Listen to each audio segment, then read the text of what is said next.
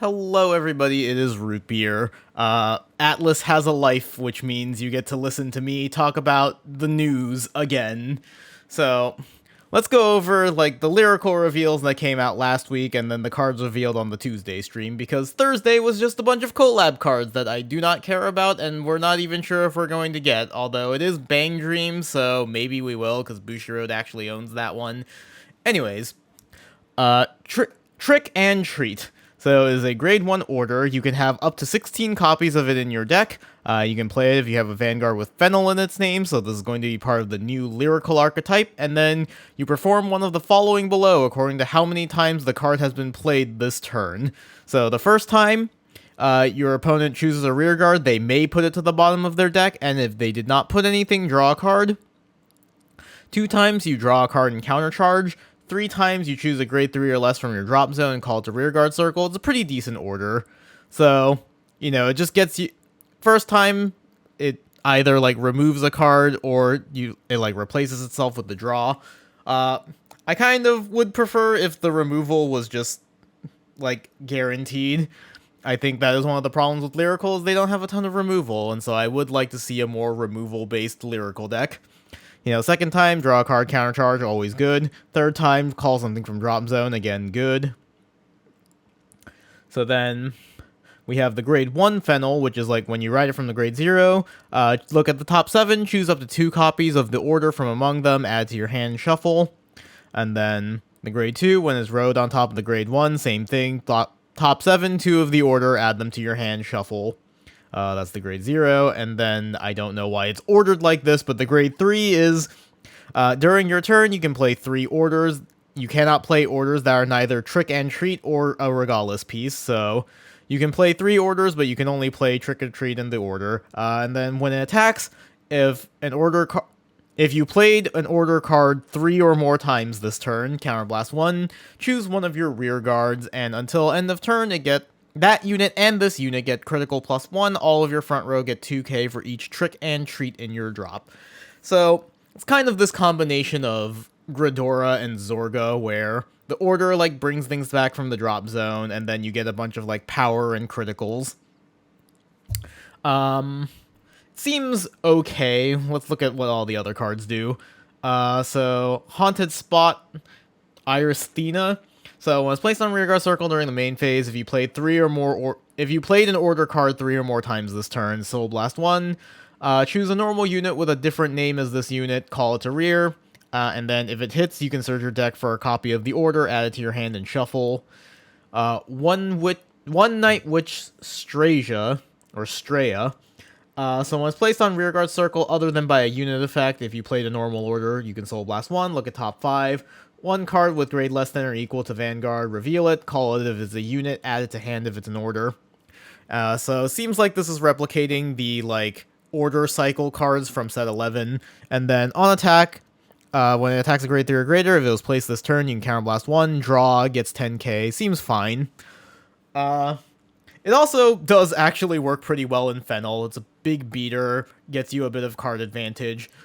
Seems like a lot of the rear guards are focused around Soul, which is funny because the order countercharges. And then the grade 1 Prank Exploder Crispina. What are these names? When it's placed on rearguard circle, Counterblast 1, search your deck for up to 1 Trick and Treat, reveal it, add to your hand, and if you search your deck, shuffle. During your turn, if there are 3 or more of the order in your drop zone, gets 5k, so this is good.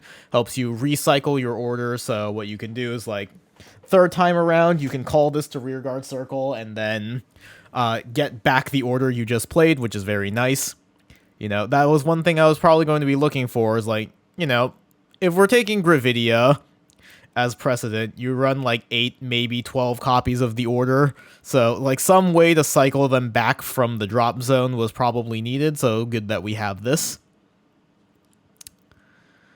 Next up, we have Zorga cards, although funny thing is a lot of these cards are also just very generic. So first we have Command of Death's Restraint.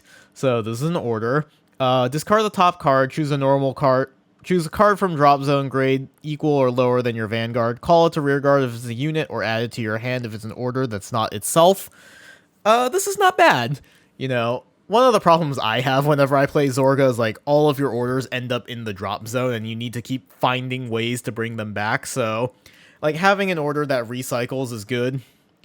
Spoof Shade. If you would discard an order card from your hand by your card's ability, you can discard it as an order card. And then if you perform Alchemagic this turn, it gets 10k. That's okay. Seems mostly designed for the gold order that gives you triple drive. That's like fine. I don't know if that's important enough that you want to actually put this in your deck. Conceited Noble Philander. So when this unit is placed from hand to rearguard circle, look at the top 5 cards. Discard 1, shuffle, and then during your turn, if you have 10 or more cards in drop zone, it gets 10k. So this is generic. Funny thing about Stoicheia is because so many of Zorga's cards are generic, like, it has partially become a very, like, drop zone focused deck, so this can also just be something to, like, mill one of your combo pieces early, then use something like the order we just got, or, like, Frozen Resentments, or even Condensation some decks are still running to bring that back. So that's pretty cool, and then just over the course of the game, you will eventually end up with 10 or more cards, so it'll just be an 18k booster, which is nice. So, these all seem like pretty decent cards.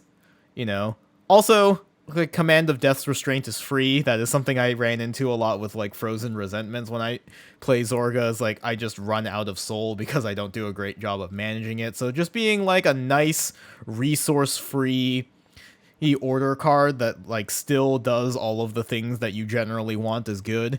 I could also see this just being, like, an add into other decks as just, like, yeah, you know, you mill the top card, and then you can just, like, call something back or bring back an order if you have, like, a different order that's important. So that is all well and good. In other news, in addition to all of the reveals, we also had some discussion about Gridora the last few days. So this was made by Card Dweeb. I will put a link in the description. I'm not gonna, like, read the whole thing myself, just because I don't want to make a long video, but also this was, like, his work, and I'd rather you just read the article yourself. But TLDR, Gridora very strong. So, you know, this has caused a little bit of drama in that the vast majority of people agree with him, and then Mega Colony players complain that if you ban Gridora, Mega Colony will starve. But, yeah, you know, Gridora probably should be banned. Like, this is a card that has existed, like, at or around, like, the top meta for a while now. Like, it was at the top with things like Order Colony, but even after that, it was still hovering, like, close to the meta afterwards. You know, it just does so much, right? Like, it gets you an extra attack, it has the big floodgate effect that's very annoying, and for some clans, just shuts it down entirely. It stuns your Vanguard, which kind of puts you into that draw the out situation where you have to re-ride. And then, on top of all of that, like, a side effect of the Floodgate effect is that you also just can't G-Guard, and half of Ichikishima is still a very powerful effect, right? So, yeah, like, I don't have too much to discuss in depth because I don't really play Premium, but just on its face, Gridora does a lot, and it's been like 4 years. I think it's time for this card to go. It does bring me to a different discussion point that I wanted to have, though, which is that, like, because the primary defense of Gridora seems to be, you know, if you take it away, Mega Colony will starve, like, well, yeah, maybe Bushiroad should just print more premium support. Like, I am a pretty vocal premium hater right now. You know, I'm not fond of the format. I don't have a lot of fun when I try to play premium, and a lot of that is just, like, the decks I want to play aren't very good. You know, there are a ton of clans and archetypes in the game that have gone pretty neglected, and with V seeming on the back burner and or just dead, like, we're not really getting any new main deck cards, and Bushiroad only prints one stride a year. And, you know, the most recent history collection was like, we're going back to G era now, so it's like, the last 2 or 3 years of premium design have been trying to catch up to all of the changes that happened in V, and then now they're just swerving into a different lane going back to G era. And it's like, okay, well, a lot of these G era cards also didn't get good support, so You have things like Blade Master or Claret Sword, where not only does the V version do something completely different, so that support doesn't even fully apply, like, they didn't get proper support in their time either, and, you know, the new strides don't even affect the second versions, like Koen or Revolt, I think it was. Yeah, it was Claret Sword Revolt, so, like, we don't even have the good versions of the cards with, like, all the keywords and keyword-based support. It just kind of sucks. You know, like, I think if Bushiroad actually wants premium to be a thing, they need to actually focus on the format. You know, like, one stride a year is not enough to catch up with some of the changes that have occurred between G and V for a lot of clans. And especially now if they're going back to G, like, a lot of work needs to be done to catch up all of those old G cards to modern standards, especially the ones that were not supported well to begin with. And then there's the problem that, like, standard and premium play on very different axes from each other. So, like, standard, you have nation cards. You have a lot of cards that play with very different mechanics and play styles than what we've seen in the past.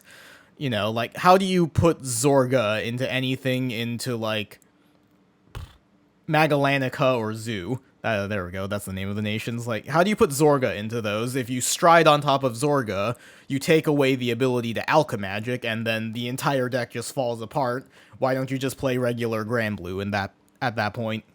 You know, same thing with, like, Prison or Eva, you know, like, what are you supposed to do with Brant and Stargate when Brantgate focuses so much on set orders, right? So, yeah, you know, I think premium just needs more work to be a real format, and ideally we would be in a world where banning the best card in the clan would not immediately kill it, or, you know, we're not looking to wait between, like, 6 months to a year for Bushiroad to deign to support the format, so that you could potentially get a new stride, and if it doesn't work out, better luck next year, right? So, yeah, I think that's all I had to say for this video. You know, we should probably ban Gridora. It's not a very fun card to be sitting across, and if the best defense is, like, taking it, you can't take away our one good card, that's not a great defense. You know, I don't think anyone actually has any reasonable way of playing around it if it does affect you. But also, like, and especially the part where it stops G-Guards, like, there's no playing around that, you just can't do it, right? Like, that's just a net loss of shield value that you can't really do anything to replace. So, yeah, Redora should probably go. That's going to be it for this video. Thanks for watching, everybody. Bye-bye.